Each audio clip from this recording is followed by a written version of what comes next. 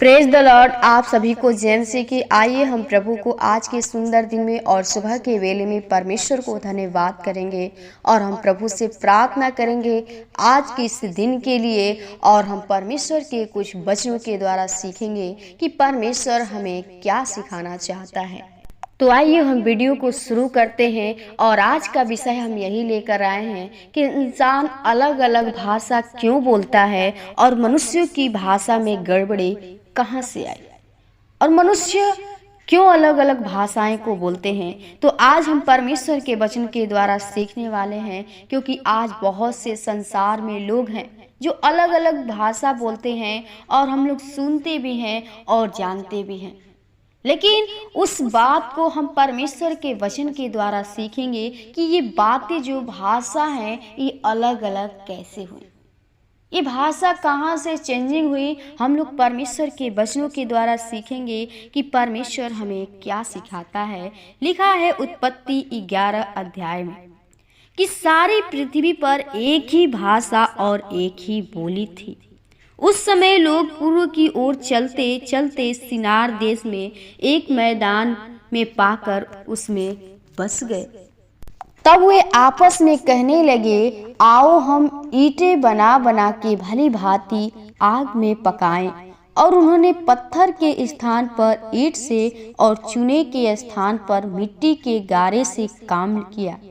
फिर उन्होंने कहा, आओ हम एक नगर और एक गुम्मट बना लें जिसकी चोटी आकाश से बातें करे। इस प्रकार से हम अपना नाम करें, ऐसा न हो कि हमको सारी पृथ्वी पर फैलना पड़े।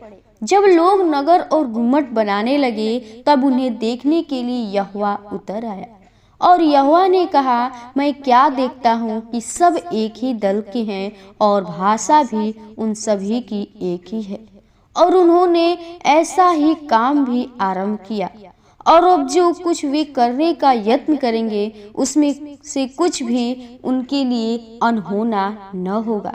इसलिए आओ हम उतर के उनको भाषा में गड़बड़ी डालें कि वे दूसरे के बोली को न समझ सके।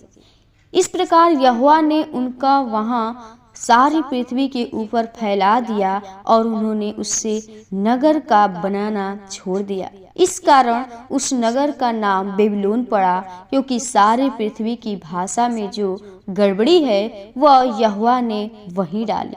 और वहीं से यहोवा ने मनुष्यों को सारे पृथ्वी के ऊपर फैला दिया। आमीन। परमेश्वर का वचन हमें सिखाता है कि जो परमेश्वर जब सृष्टि का रचना किया तो सारी पृथ्वी पर क्या किया कि एक ही भाषा और एक ही बोली को बना। उस समय लोग पूर्व की ओर चलते चलते सिनार देश में एक मैदान पाकर उसमें बस गए।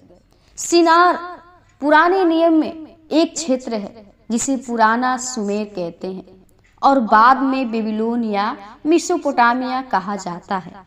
सिनार के लोगों का पाप यह था कि वे ईश्वर बिना मानव एकता, शक्ति तथा कार्य की पूर्णता के द्वारा ऐसी इच्छा कर रहे थे कि पूरे विश्व को अपने अधीन कर लें। उनका वही सोच था कि हम पूरे विश्व को अपने अधीन कर लें और अपना नाम करें। लेकिन परमेश्वर ने क्या देखा कि वह आकाश से उतरकर पृथ्वी पर आया और उसने कहा, लिखा है कि इस 7 पद में कि इसलिए आओ हम उतर के उनकी भाषा में गड़बड़ी डालें। वो लोग अपने मन में सोच रहे थे और अपने नाम को बड़ा करना चाहते थे। और एक क्या उसमें लिखा है कि तब वे आपस में कहने लगे, आओ हम ईंटें बना बना के भली भांति आग में पकाएं। और उन्होंने पत्थर के स्थान पर ईंट से और चूने के स्थान पर मिट्टी के गारे से काम लिया। फिर उन्होंने कहा, आओ हम एक नगर का और एक गुम्मट बना लें। वो सारे विश्व को एक गुम्मट यानी एक समूह बनाना चाहते थे और अपने अधीन करना चाहते थे, जिसकी चोटी आकाश से बातें करे। अपने आप को बड़ा करना चाहते थे, यानी परमेश्वर से भी बड़ा होना चाहते थे। लेकिन परमेश्वर का वचन हमें सिखाता है कि ऐसा न हो कि हम की सारी पृथ्वी पर फैलना पड़े। जब लोग नगर और गुम्मट बनाने लगे तब उन्हें देखने के लिए यहोवा उतर आया। परमेश्वर यीशु मसीह आकाश से उतर आया उन लोगों को देखने के लिए। पृथ्वी पर। और यहोवा ने कहा, मैं क्या देखता हूँ कि सब एक ही दल के हैं और भाषा भी उन सब की एक ही है। और उन्होंने ऐसा ही काम भी आरंभ किया। उनके भाषा जो था एक ही था और एक ही दल था, एक ही प्रकार के सब मनुष्य थे। और उसने अपना एक गुम्मट बनाना शुरू किया। बनाने जा रहे थे कि हमारा नाम हो और जो सारे विश्व के लोग हैं, पूरे संसार हमारे अधीन हो जाए, क्योंकि यह कार्य घमंड पर आधारित था। उनके अंदर घमंड आ गया था और परमेश्वर के विरुद्ध बलवा करने के लिए परमेश्वर ने इस प्रयास को भाषा की। परमेश्वर ने इनको जब जाना तो कहा कि इसलिए आओ हम उतर के उनकी भाषा में गड़बड़ी डालें कि वे एक दूसरे की बोली को न समझ सके। परमेश्वर के विरुद्ध ये कार्य को करने लगे, लेकिन परमेश्वर ने इस प्रयास को भाषा की वृद्धि करके गड़बड़ी डालकर नाश किया। परमेश्वर उनको नाश कर दिया, नाश किया कि उन्होंने कहा कि इस प्रकार यहोवा ने उनको वहां से सारी पृथ्वी के ऊपर फैला दिया और उन्होंने उस नगर का बना नाम छोड़ दिया। इस कारण उस नगर का नाम बेबीलोन पड़ा, क्योंकि सारी पृथ्वी की भाषा में जो गड़बड़ी है वह यहोवा ने वहीं डाली और वहीं से यहोवा ने मनुष्यों को सारी पृथ्वी के ऊपर फैला दिया। आमीन। परमेश्वर ही ने उनके क्या किया कि उस भाषा में गड़बड़ी डाला कि वे क्या करें कि एक दूसरे से बातचीत न कर पाए, क्योंकि वो क्या किए कि एक ही बात किए और वे गुम्मट बनाना चाहते थे और सारे विश्व को, पूरे संसार को अपने बस में कर लेना चाहते थे।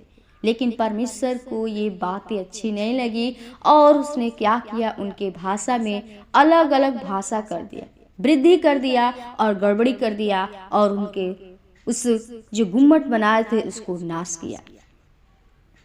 और कुछ लोग भी एक दूसरे से बातचीत नहीं कर रहे थे। इसके द्वारा स्पष्ट होता है कि इस रीति से संसार में इतनी भाषाएं तथा जातियां हो गईं। इसी समय मानव जाति परमेश्वर से परे मूर्ति पूजा, जादू टोना तथा नक्षत्र ज्ञान के पीछे भागने लगे। वो लोग अपने मन का करने लगे। परमेश्वर हर एक के जीवन को बदलना चाहता है।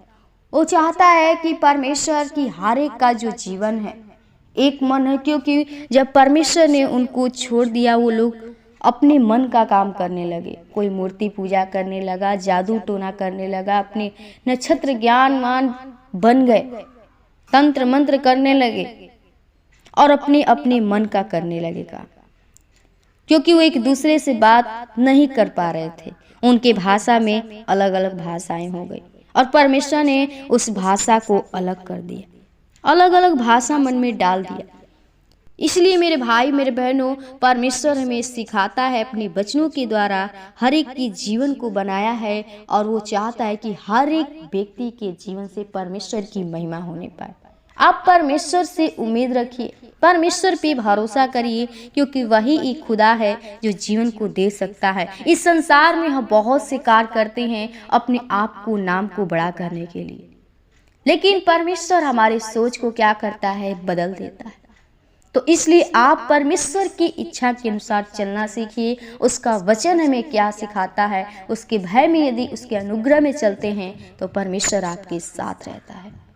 परमेश्वर आपको इस वचन के द्वारा आशीष दे। आइए हम प्रभु से प्रार्थना करेंगे इस दिन के लिए जो हम लोग को दिन को दिखाया है।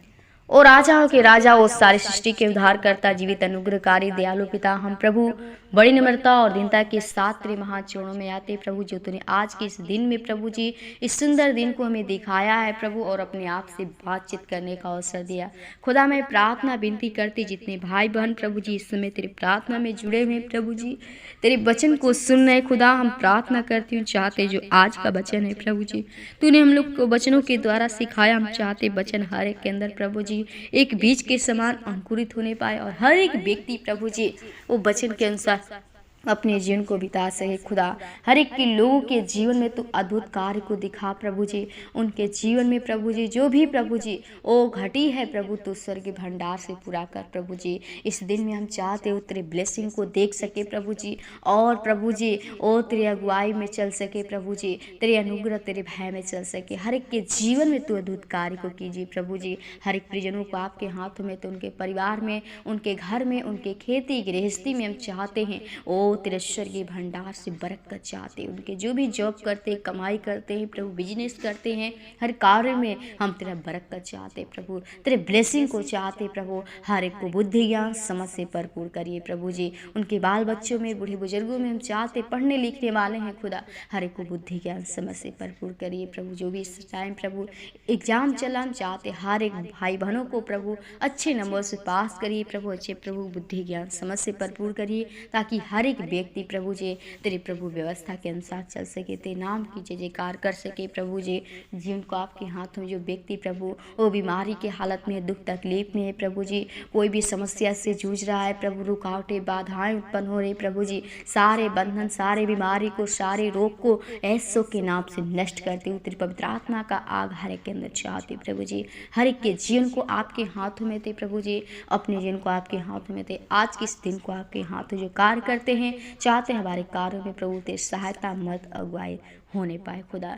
जीवन को आपके हर एक परिजनों को आपके हाथों में थे प्रभु जी। आज के इस दिन को आपके हाथों में थे। धन्यवाद के साथ विनती प्रार्थना ऐश्वर्य के नाम से मांगते हैं, आमीन।